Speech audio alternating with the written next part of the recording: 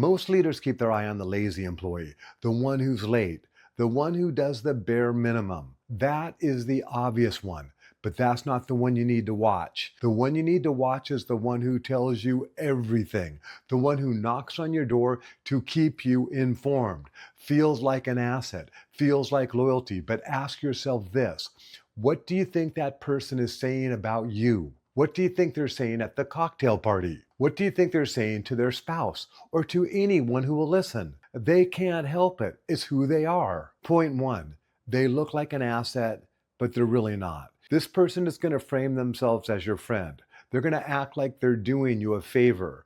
They're doing it because they want to keep their job. So what they're going to do is they're going to look out and tell you everything that's going on out there so that they can win your favor. What they're actually doing is they're breeding mistrust. There's a book called The Speed of Trust. In a high trust environment, everything moves quicker. I can think about an organization where I was talking to the leader and they asked me, what do you think about this person? I said, I trust them as far as I could throw them. In other words, I'm not going to say anything to that person because I know it's going to go directly to them. Well, this is what happens to the employees with this person. And what this does is slows down communication. It breeds mistrust. So you have to be aware that what seems like a good thing can actually be a bad thing. Point number two, they can't help it. Most human beings are automated. This means they do the same thing day after day. They drive to work the same way, they eat at the same restaurant, and they have the same communication habits. And if they're narking to you, they're narking to other people. You have to give them love. You don't want to not trust them. You want to give them acceptance, but you want to be aware of your audience and be aware of who's in front of you. When you understand that a person is automated, you give them that unconditional acceptance. Unconditional acceptance means non-judgment. The second you start judging this person and giving them the suspicious eye, this is going to make them feel suspicious towards you. Now this person becomes a bigger problem. Point number three, you want to create a high trust environment. What this person can do is create a low trust environment. I was talking to a friend of mine the other day that was a leader, and they said, how much do you trust this person? I said, I trust this person as far as I can throw them, and I can throw them about 6 inches. I don't trust them because I know if I say anything to them, it's going to go directly back to you, and I'm not going to trust them. When you have a low trust environment, it slows down communication. In business, communication is everything. When people are withholding information and they're not communicating what's really on their mind, not only are they probably thinking about it anyway, but it slows everything down. A high trust environment moves quicker. In today's environment, we do not need a low trust environment. There is so much suspicion out there, so much polarization out there, so much fake news out there, so many hidden agendas. If you can create a high trust environment, your people are going to feel good and feel safe. This is your job as a leader, is to foster a high trust environment. Point number four, how you do anything is how you do everything. If they talk negative to you about other people, do you think that maybe, just maybe, they're going to talk negative about you to other people? Yes, they are. Malcolm Gladwell in his book, Blink, he talks about thin slicing, an analogy. What if I gave you a ridiculously thin piece of pie, thinner than any piece of pie you've ever seen, and I put it on a plate? And I asked you, what kind of pie is it? You could very quickly tell me, is pumpkin, is apple, is coconut cream.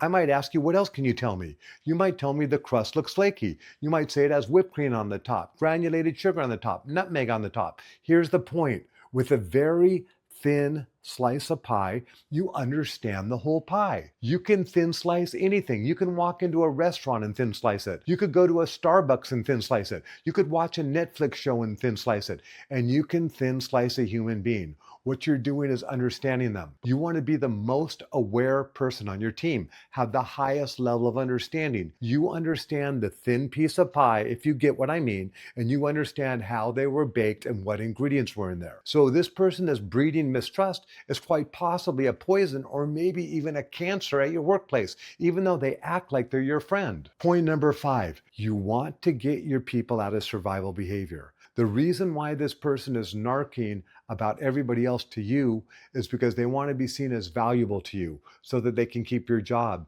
The problem is they're creating mistrust to everybody outside of you, and they're probably talking negative about you. You want to get this person so that they feel safe, they feel valued, so that they feel like they're part of the team, and you want to set a boundary. Please don't talk negative about other people and me. This is your opinion. This is your perspective.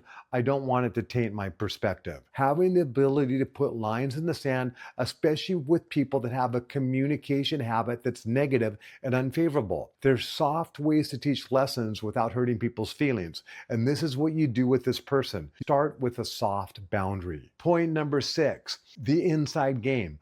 Oftentimes I ask myself, do I want to handle this from the inside with a high level of emotional regulation, or do I want to handle it with the outside? Always, I start with the inside first, and almost always it resolves itself with the inside first. So now I start proving out what I'm talking about. If I don't like an employee, I am going to force myself to like that employee. I am going to force myself to look at them non-judgmentally. The ego judges and the consciousness understands. I want to understand that this person was not developed overnight. This is a human being and they deserve a chance. One of the most important lessons I've learned in my entire life from a superstar performer was this: give everybody the benefit of the doubt. You do not know where this person's came from. You do not know their family of origin. You do not know every step of the way in the formation of them. There's a reason they're acting the way they are. The greatest thing you can do to help this employee out is to understand them and accept them non-judgmentally. And this is the inside game. And this is the game that I practice. I practice doing my best to look at people with equality. If I'm judging them, I'm in my ego. Communication 101. When you judge, you lose influence. When you understand, you gain influence. So let me ask you this hard question. Are you judging your employees? Because if you are, you're probably losing influence with them. This is where you want to understand them, and they feel this equality coming from you. They feel safe, they feel accepted, they feel secure. Point number 7, the outside game. You have to ask yourself, are they helping the organization? Or are they hurting the organization? Because if they are hurting the organization, then you have to ask yourself, how much rehabilitation do you give them? They are a human being and they deserve rehabilitation. But eventually you might have to cut your losses. I would personally sit down with them 2 to 3 times and I'd tell them my perception of how I see them. It might be painful for them, but I'm giving it to them with love. Say what you mean, but don't say it mean.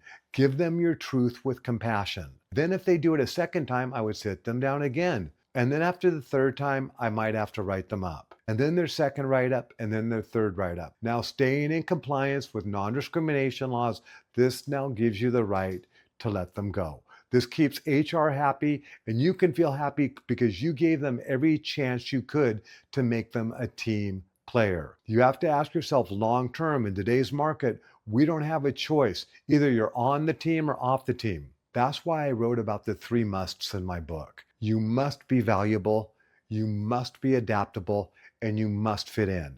And in today's world, you can ask yourself about each of these employees. Are they valuable? It's a yes or no. Are they adaptable? A yes or no. And do they fit in? It's a yes or no.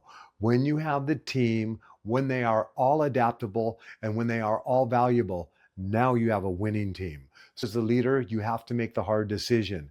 Be easy on yourself, be easy on them, they will be fine. You cannot build a high-trust team with a cancer in it, but you also cannot lead well from a place of suspicion. Both things are true, and great leaders live within that tension. They lead from the inside, and they protect themselves from the outside, and they never stop developing the awareness to know the difference. That is the real work, and it is worth doing, because we are not here to survive pressure. We are here to embrace it, to optimize it. We know it is making us stronger. We are here turning snowflakes into diamonds.